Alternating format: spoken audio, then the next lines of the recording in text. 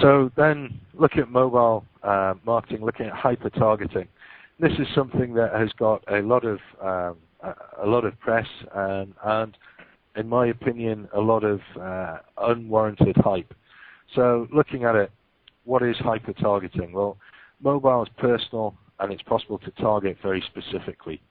However, what this doesn't mean is that you can target mobile ads to particular people, as data is still sketchy. So it's true with a mobile phone, you do know, it's possible to know where people are, it's possible to know what they've been doing, it's possible to know what their interests are, it's possible to know all sorts of things about what they've done. However, this information isn't widely available or even consistently available. Some of it is held by mobile websites that people might have visited. Some of it is held by a customer's mobile phone network, and all of that information isn't necessarily made available to third parties to use in order to target their mobile campaign. However, what it does mean is that you can target opted-in customers with specific messages. So once you're able to build up a database of your customers, collect their mobile phone numbers, then you can actually use that and you can target very specifically within that opted-in database. So a great example for that is something that BMW carried out. This is activity that they did in their home country in Germany, where they collected data for customers who bought cars during the year, particularly over the summer. And in Germany, it's actually illegal for cars not to have snow tires during the winter months. So what BMW wanted to do was encourage those people that had bought their cars during the summer and hadn't bought snow tires at the same time. They wanted to encourage those people to go back to their BMW dealership and to buy those snow tires from BMW. So what they did was they looked at their database of new customers, and they sent out MMS messages, so they sent out picture messages to 117,000 customers that had bought cars during the summer.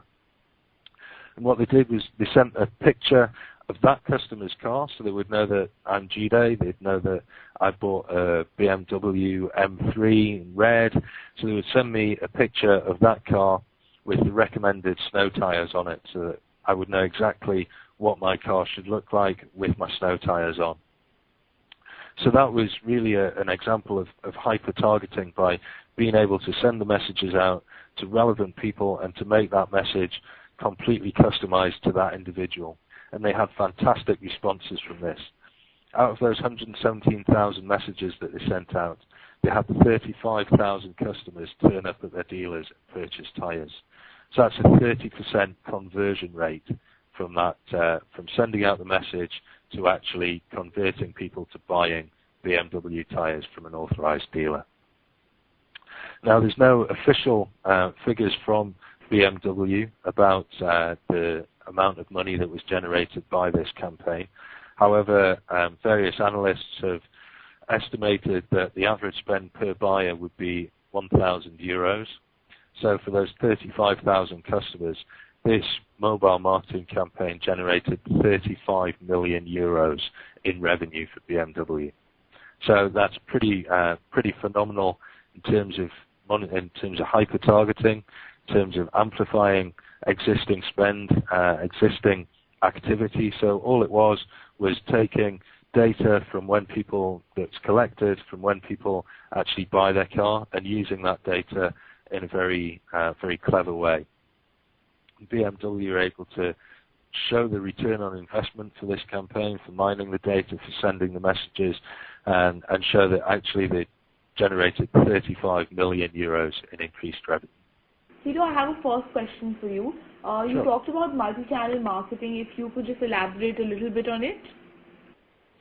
So it's mobile can be used as a marketing and advertising. I think it's probably this slide. But mobile can be used as a channel in itself. So you can use mobile to actually, you can buy banner adverts on mobile. You can send out text messages to people and use mobile as an advertising channel in itself. But where it really comes into its own is as an enabler, which goes across multiple channels. So it goes across your TV spend, it goes across your press spend, goes across your outdoor spend, and you can have a mobile call to action on all of that activity, which can then allow customers to actually engage and interact with that spend. So it then takes your press ad from just being a flat advert into something that people can engage with and that you can start a dialogue with people and actually start to interact with people.